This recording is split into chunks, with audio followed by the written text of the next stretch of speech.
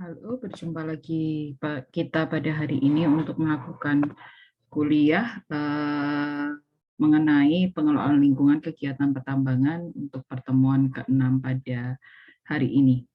Baik, saya mengambil pengelolaan lingkungan kegiatan pertambangan yang dipresentasikan oleh Dr. Ardi SPMSI dari Jambi Litbang Pertanian Go It Image. Baik, kita mulai ya.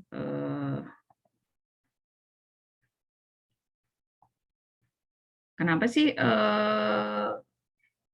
apa efeknya lingkungan terhadap kegiatan pertambangan ini terhadap lingkungan?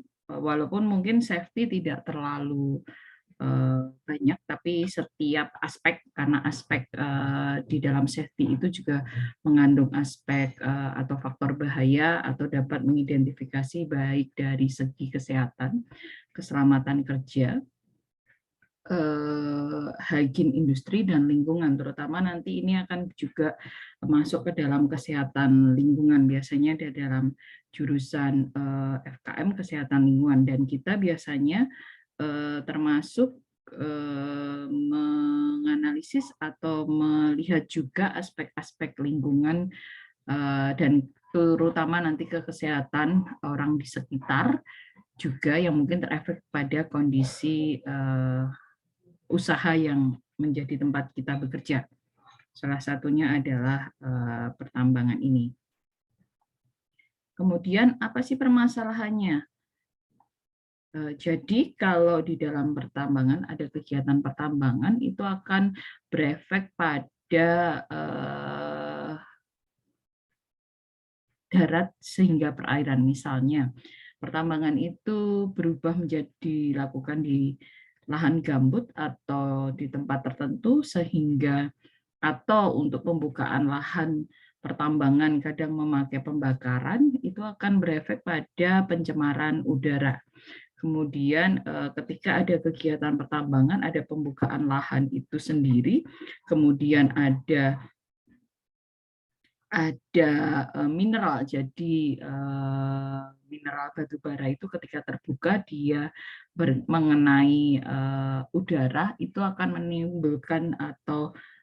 menimbulkan reaksi kimia yang bersifat asam. Ketika ada air hujan itu ketika batu bara mengenai air atau terkena air, itu akan mengakibatkan air asam tambang, sehingga akan mempengaruhi kualitas air yang ada di seputaran area tambang itu, yang bisa masuk ke dalam sungai ataupun air tanah, sehingga itu akan mempengaruhi kehidupan sekitar. Misalnya biasanya mancing ikan di sungai, kualitasnya jadi menurun, kemudian sungai yang menjadi transportasi kualitasnya berubah, kemudian sumur-sumur juga berubah. Kemudian kalau itu dilakukan pesisir akan mempengaruhi kondisi laut yang ada. Kemudian kenapa sih kegiatan pertambangan itu biasanya akan memiliki konflik juga terhadap kehutanan, pariwisata, pertanian, dan perikanan. Jadi kalau boleh digambarkan, kegiatan pertambangan itu misalnya mereka membuat keramba ikan mas, ikan patin, atau udang di seputaran sungai, misalnya yang pernah saya lalui adalah Sungai Mahakam. Ketika ponton lewat atau ketika ponton pengangkut batu bara lewat, itu akan membuat keramba itu mungkin rusak atau terkoyak, atau ikan-ikan itu mengalami stres sehingga mungkin juga produknya tidak terlalu bagus. Kemudian juga pertanian, kualitas air yang ada di daerah situ akan menjadi asam. Biasanya akan dengan adanya keasaman tertentu akan membuat kualitas pohon-pohon itu sendiri juga, atau kualitas produk dari pepohonan itu juga akan berubah. Kemudian dari segi kehutanan jelas, karena pasti jumlah hutan akan semakin menyusut, kemudian pengembalian lagi habitat aslinya tidak akan sama seperti habitat aslinya yang punya keanekaragaman. Biasanya ketika penghijauan itu hanya satu jenis pohon atau beberapa pohon tertentu yang mempunyai masa tumbuh yang lebih cepat sehingga cepat hijau, tapi keanekaragaman hayatinya akan berkurang. Kemudian juga akan merubah pariwisata, tata bentang alam dan tata ruangnya pasti akan berubah. Kemudian ini pengelolaan lingkungan pertambangan. Jadi pasti ada risiko kecelakaan besar, misalnya longsoran. Itu kalau terjadi longsornya di area tambang yang terkena pekerja tambang. Tapi kalau misalnya longsorannya malah di sebaliknya karena penahan dan itu mengenai masyarakat, itu akan membahayakan masyarakat. Kemudian jebolnya penahan tiling. Tiling itu biasanya untuk tambang emas, di mana dia menjadi area untuk bahan-bahan air atau sisa-sisa pengolahan emas. Biasanya seperti yang kita ketahui, teknologi sekarang masih memakai buat untuk mencampur atau mengikat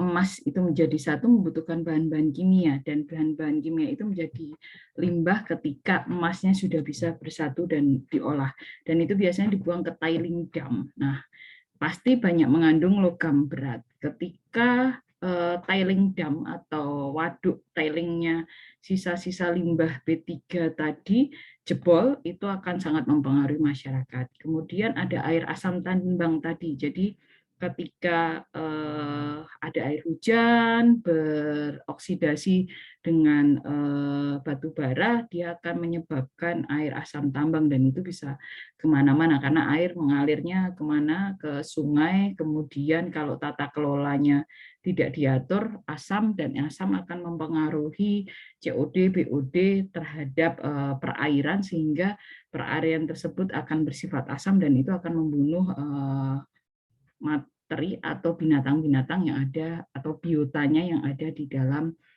sungai tersebut. Kemudian kualitas reklamasinya sendiri, apakah kualitasnya bagus. Jadi kayak tadi, misalnya di situ areanya kemarin biota aslinya jati atau biota aslinya adalah pepohonan ulin atau yang lainnya. Ternyata ketika reklamasi cuma ditanam pohon yang cepat tumbuh hijau, tapi akarnya serabut, tidak sampai ke dalam, sehingga ketika nanti terkena hujan itu bisa saja langsung teraliri atau terbuang tanah hijaunya, atau kualitas pepohonannya akan langsung hilang. Itu juga tidak bagus. Nah, itu yang harus dilihat. Kemudian ada skala kegiatan. Nah, kalau pekerja-pekerja atau misalnya skala tambangnya kecil, perorangan atau individu yang mencoba, misalnya dia hanya pakai manual, 2 orang masuk ke dalam tambang, dibikin lorong underground, seperti itu pasti tidak ada upaya pengelolaan lingkungan. Kemudian dampak kesehatan pasti nyata karena pasti adanya bahan-bahan kimia tadi, merkuri. Kemudian kerusakan bentang alam.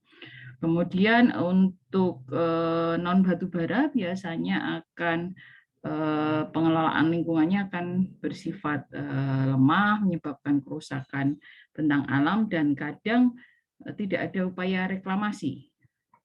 Kemudian kalau dia di tambang batubara, karena biasanya besar, areanya meluas, kerusakan vegetasi dan bentang alam.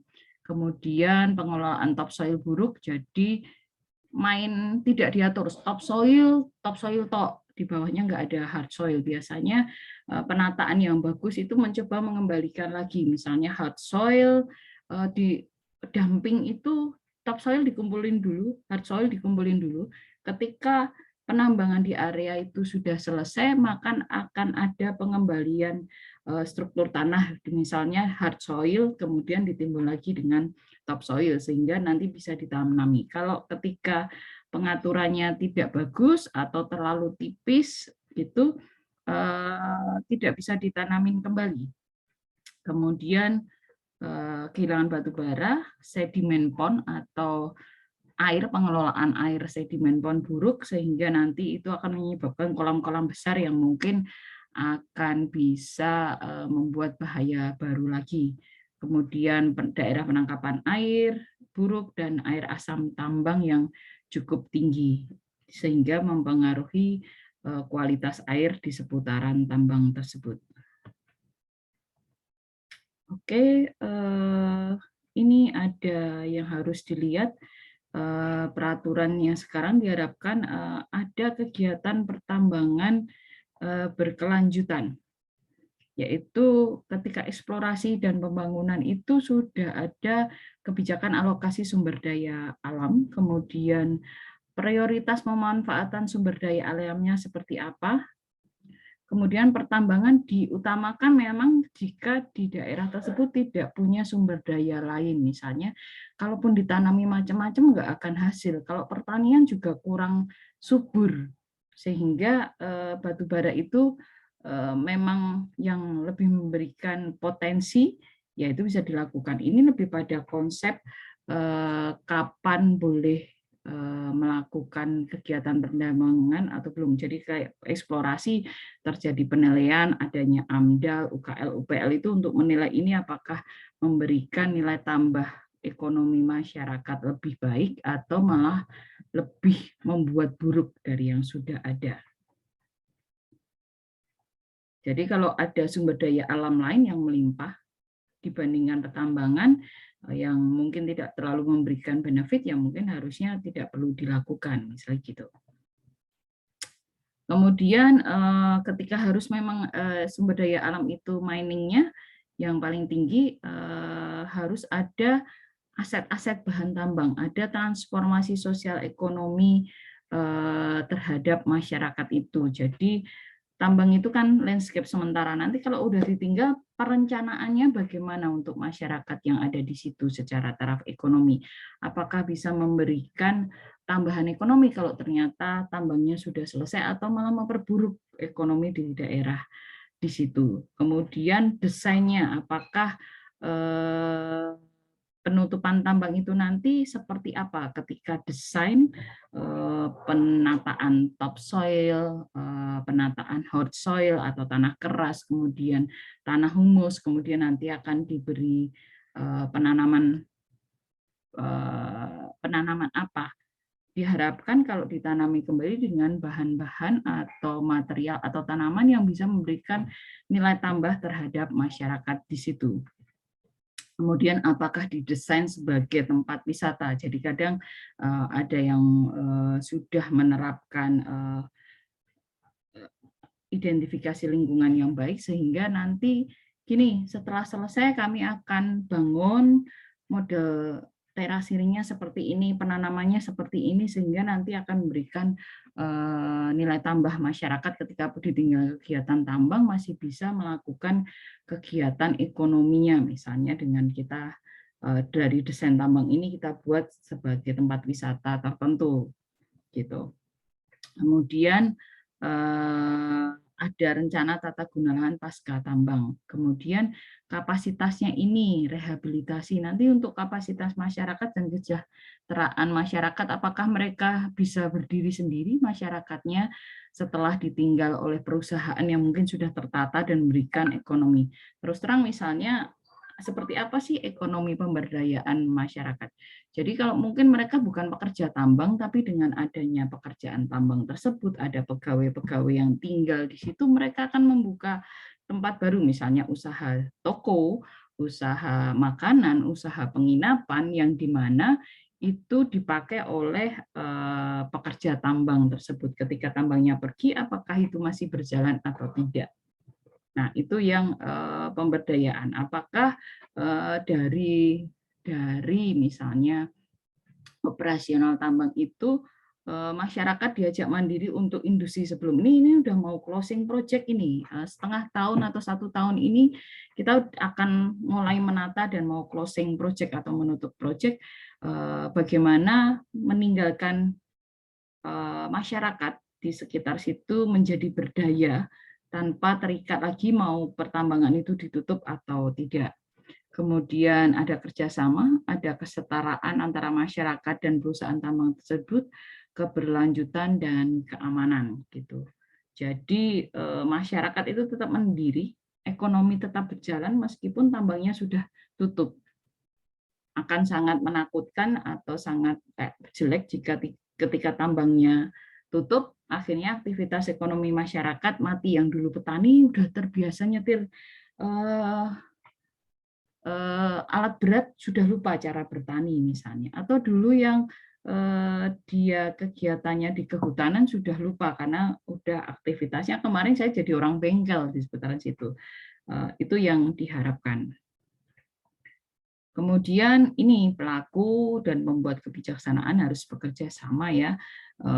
Pelaku bisnis juga melihat efisiensi, keuntungan, produksi, risiko rendah, lingkungan, dan masyarakat itu harus baik. Kemudian pembuat kebijakan ya, pembuat kebijakan gimana memberikan tata kelola atau memberikan izin, tapi juga memberikan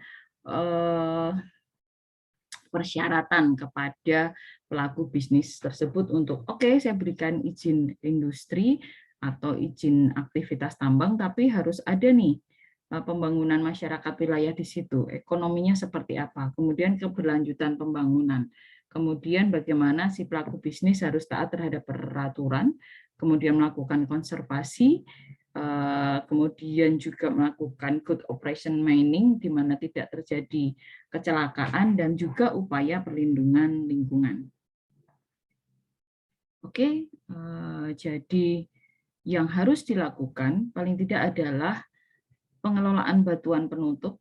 Jadi setelah sumber daya alamnya, apakah emas, apakah nikel, apakah perak, atau apakah segala macam, itu bagaimana batuan penutupnya, mau dikembalikannya desainnya seperti apa, apakah Anda punya gambar bentang alamnya dikembalikan seperti semula dengan mungkin turun berapa meter karena sudah diambil batu baranya, atau ada desain baru. Kemudian bagaimana pengendalian erosi dan sedimentasi, karena kalau operation tambang itu sudah berkurang, akan ada kemungkinan erosi dan sedimentasi yang ada di tempat tersebut. Kemudian apakah ada usaha pembibitan? Jadi ketika mulai pertambangan, usaha pembibitan itu sudah ada, sehingga area-area tertentu yang sudah selesai, misalnya operasional di tambang itu 5 tahun, sudah berjalan 6 bulan, ini sudah mulai pembibitan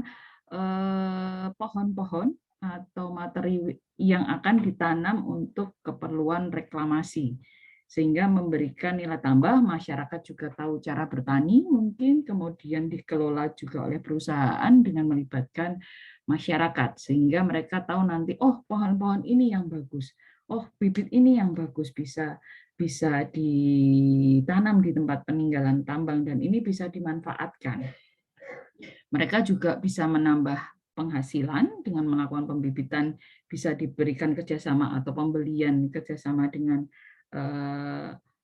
perusahaan tambang di daerah situ, dan juga memberikan income, ataupun jika ketika sudah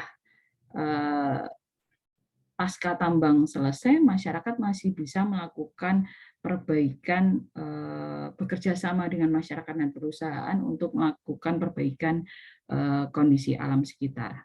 Bagaimana melakukan reklamasi dan vegetasi, kemudian sarana-sarana penunjang yang ada di tambang ataupun di operasional tambang itu sendiri, misalnya untuk di maintenance akan menghasilkan limbah-limbah, bagaimana sarana-sarana penunjang pengolahan limbah itu diadakan di area tambang. Kemudian juga ada kegiatan pemantauan. Percuma kalau dibuat tapi tidak pernah dimantau. Kenapa tidak pernah? Ternyata ngeblok, atau ternyata tertutup, atau terbanjir, atau harapannya ini ditanam ditinggal dalam waktu 2 minggu harusnya udah tumbuh berapa senti, ternyata mati semua. Nah, itu harus dilakukan pemantauan yang secara terus-menerus. Kemudian ini pengelolaan batuan penutup. Jadi bagaimana desainnya batuan-batuan itu atau pengembalian tanah di sekitar yang sudah ditambang. Jadi tadi hard soil yang abu-abu warnanya, kemudian bagaimana meratakan kembali atau menimbun atau memberikan lapisan lagi dari batuan keras yang abu-abu itu dengan topsoil yang tadi sudah digali untuk bisa ditanamin kembali. Kalau pengelolaan topsoil buruk, ya topsoil itu hard soil. Nah, kan susah sekali. Ini harus dilihat pengelolaannya tanpa meninggalkan efisiensi dari perusahaan tersebut. Kemudian tata kelola, bagaimana kestabilan lereng timbunan, langsung dibuat terasiring atau langsung sebelah kanan langsung ya, dalam arti langsung bentuknya bukit. Nah itu bisa saja langsung gampang longsor. Kemudian bagaimana menata batuan asam tambang. Jadi batuan yang misalnya masih bisa, tapi asamnya sedikit, kemudian ditambah untuk nafnya dan pavnya. Nanti ada penjelasan. Jadi topsoilnya berapa meter, 1 meter, kemudian uncompacted naf itu tentang material batu yang memang tidak akan mudah menjadi asam ketika teraliri, kemudian harus sekitar 10-20 meter, kemudian yang lapisan yang abu-abu yang paling bawah itu yang paling mungkin untuk jika terkena air dia akan menghasilkan air asam tambang, itu harus diatur tata laksananya di pengelolaan batuan penutup. Kemudian ada pengendalian erosi dan sedimentasi, ini ada sistem drainase harus ditata kelola, karena ini pun harus mulai dikelola ketika operation tambang itu berlangsung. Karena kalau tidak diatur, otomatis dia akan terbuang, mengganggu operasional lapangan, dan juga akan mengganggu kelancaran arus air. Jika drainase tidak bagus, pasti akan mudah ada kecelakaan. Kemudian tata kelola kolam sedimen seperti apa yang baru muncul, kemudian buangannya, terus kemudian sudah ada tambahan tawas atau jadi sistem drainase itu harus masuk ke kolam sedimen. Dari kolam sedimen itu nanti diatur untuk melihat keasaman dari air yang sudah terkumpul, kemudian harus ada tata kelola, biasanya ditambahi tawas dan yang lainnya untuk bisa menurunkan keasaman, baru boleh dibuang atau mungkin dialirkan ke masyarakat sekitar atau sungai aslinya, itu harus diatur. Kemudian ada drop struktur, ada cover cropping, jadi penanaman kembali, ada gludan, jadi kayak model polisi tidur lah di dalam tata kelola. Jadi ini BAM, terus ada pohon, kemudian tanah. Ini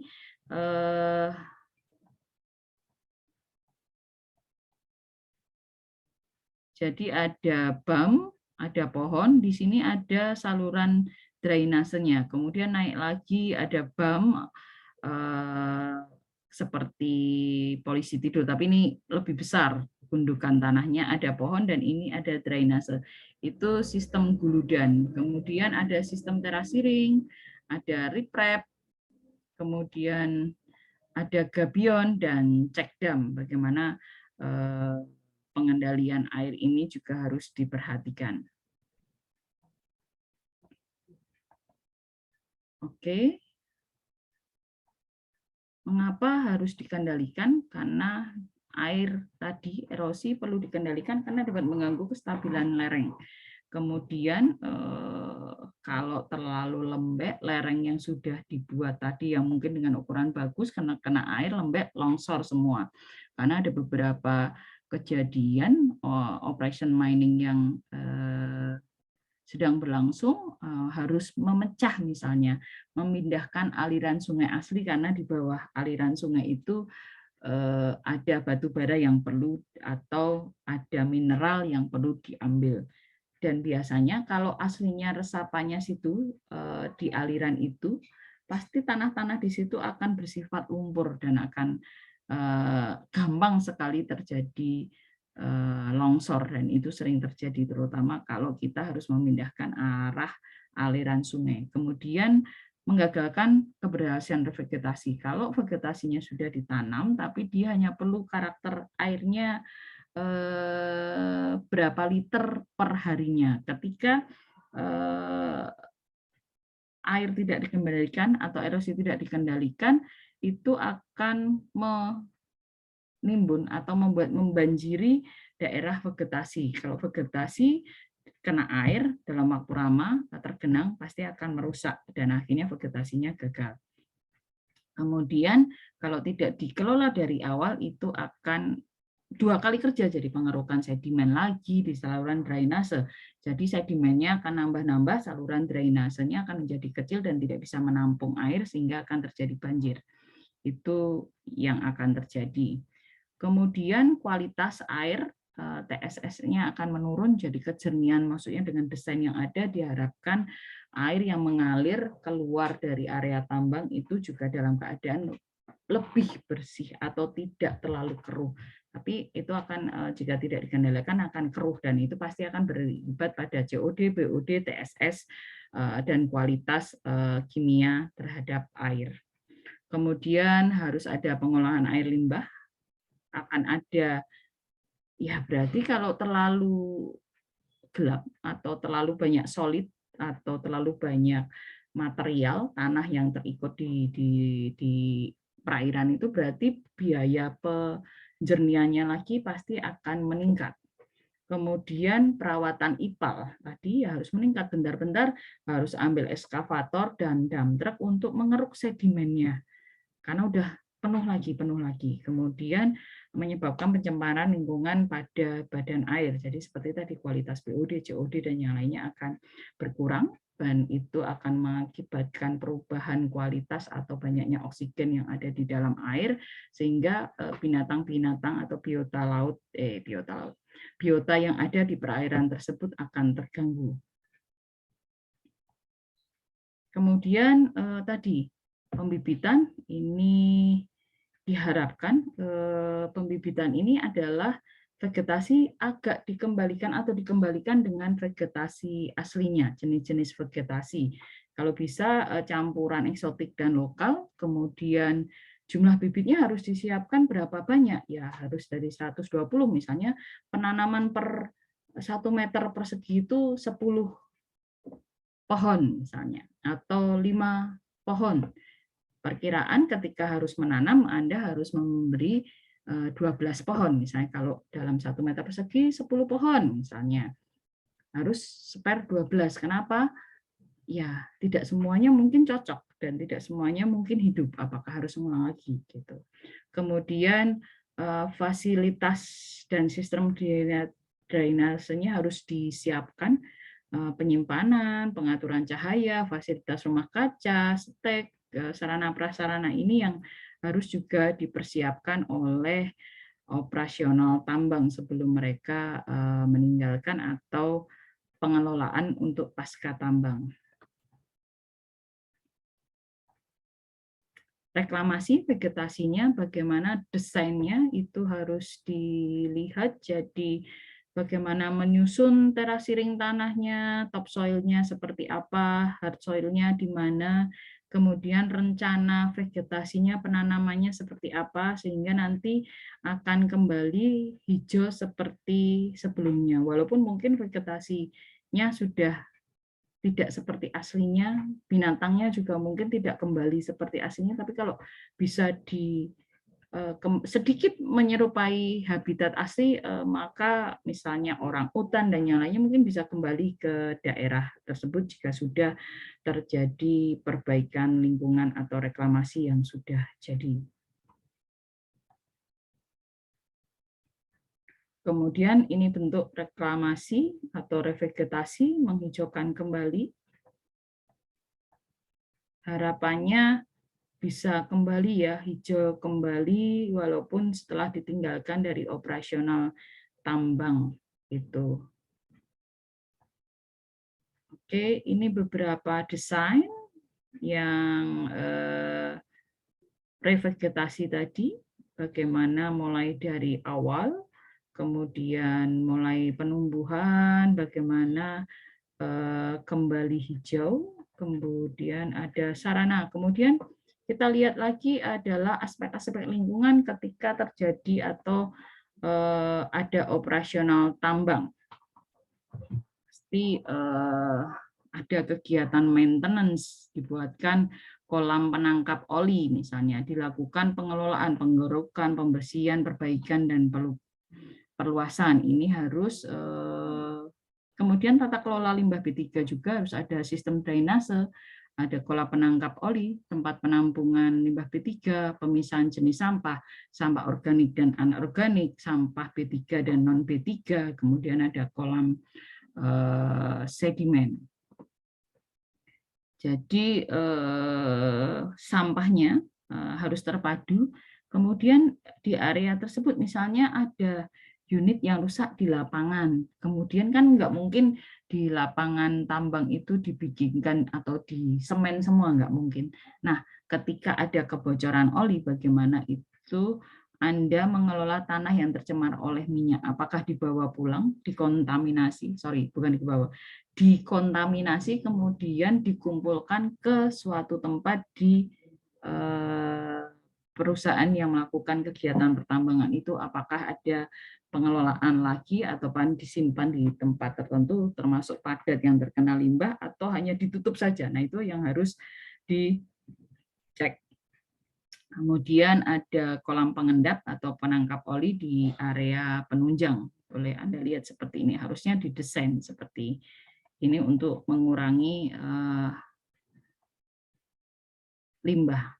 Kemudian ada pemantauan, ada kestabilan lereng diukur, kemudian fungsi sarana pengendalian erosi apakah dapat berjalan, kemudian ada juga pengukuran untuk melihat kualitas air, udara, dan tanah yang harus dicek juga berdasarkan AMDAL dan UKL-UPL-nya. Dalam arti ketika sudah ada AMDAL harus ada pemantauan. Pemantauan apa saja yang harus dilakukan? Air, udara, dan tanah. Kemudian dilaporkan per 6 bulan sekali. Untuk UKL bukan UKL, ANDAL atau analisa dampak lingkungannya, kemudian monitoringnya setiap 6 bulan sekali itu harus ada laporannya ke Kementerian Lingkungan Hidup. Nah, apakah alat-alat ini, pemantauan ini dilakukan sendiri? Boleh jika memang ada, tapi ada juga yang peraturan yang mensyaratkan untuk memahami pihak ketiga supaya terjadi kevalidan atau reliabilitas. Nanti kalau kita sendiri, ngukur sendiri, ternyata jelek hasilnya, kita manipulasi. Atau kalau memang kompeten, ya pasti harus dilakukan pengukuran dan ada datanya.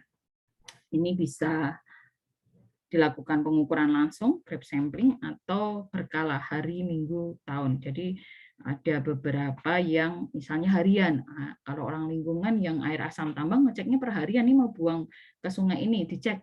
Wah, asamnya masih tinggi nih, masih di bawah 3, berarti nambah obat lagi, terus kemudian besok dicek lagi, oh, udah turun, bisa dicek. Nah, itu Anda harus paham peraturan-peraturan berkenaan dengan metode pengukuran dan berapa kali berkalanya. Ada peraturan per hari, per buangan, atau per tahun, atau per minggu, atau per bulan di kualitas air, udara, dan tanah ini.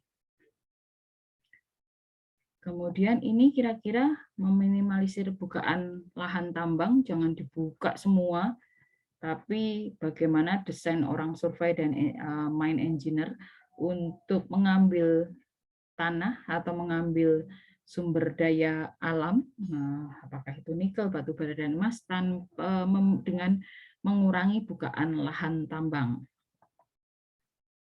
Kemudian pemeriksaan stabilitas lereng, kemudian pengamanan tanah pucuk nih. Tanah-tanah pucuk ini jangan sampai longsor semua, kemudian dilihat pada batas-batas survei atau batas desain untuk mengamankan tanah-tanah pucuk ini untuk dikembalikan lagi desainnya seperti semula untuk tidak terlalu atau mengurangi perubahan bentang alam. Penataan timbunan batuan penutup, jadi tadi pengaturannya di mana, kemudian berapa lapisan, apakah 1 meter, kemudian tata kelolanya, kemudian pengelolaan erosi, jadi ada jalur nih, karena kita airnya ke sini, kemungkinan paling mudah airnya kita turunkan di sini. Jadi kemudian desainnya tadi, batuan ditambah paf atau naf tadi, desainnya seperti apa, sehingga air sampai di bawah tidak terlalu keruh. Kalau terlalu banyak, seperti Anda mungkin pelajaran SD, SMP, bagaimana penjernihan air dengan pola batuan, tambah sabut kelapa, dan yang lainnya. Itu bisa juga diterapkan di pengelolaan erosi, dari desain-desain jalur ini mungkin ditambahi arang, ataukah desain sabut, ataukah desain tertentu, sehingga ketika air muncul di bawah itu sudah tersaring lebih jernih. Tidak harus dengan menambahkan bahan kimia, tapi dengan sistem mekanikal yang ada di tempat kita. Kemudian pengelolaan air asam tambang, jadi tadi apakah dikelola dulu, kemudian dikasih obat. Yang putih-putih ini biasanya obat atau bahan kimia untuk penjernihan dan juga menurunkan keasaman air tambang.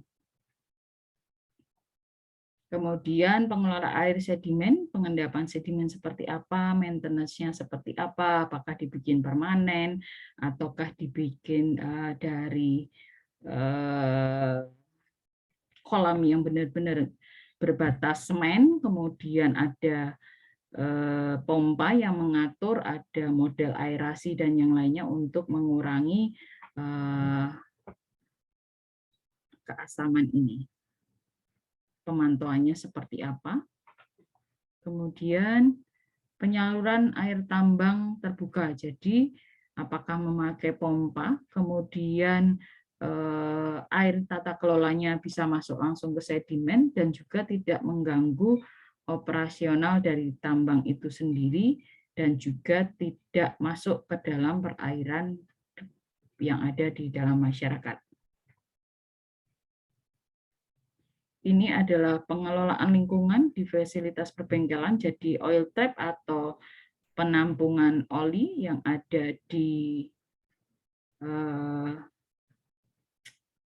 bengkel. Jadi harus dicek, kalau sudah penuh harus dipompa, dipindahkan ke dalam drum-drum, kemudian diserahkan atau diolah kepada pihak ketiga, atau mungkin jika memang perusahaan mempunyai lisensi atau IPAL atau kemampuan untuk melakukan pengolahan limbah tersebut, dia bisa saja melakukan pengolahan limbah tersebut, tapi memang harus ada izinnya jika dimungkinkan dan punya fasilitasnya. Tapi biasanya sudah banyak item mereka akan memakai pihak ketiga sesuai dengan peraturan pemerintah maupun Permen LH. Kemudian pengelolaan debu, kemarin yang sudah saya ceritakan adalah water truck, fungsinya salah satunya adalah mengelola debu yang ada di lingkungan ketika terjadi operasional tambang maupun setelah berkurangnya materinya. Setelah berkurangnya pertambangan, pengelolaan debunya seperti apa, baik debu operasional maupun juga kegiatan blasting.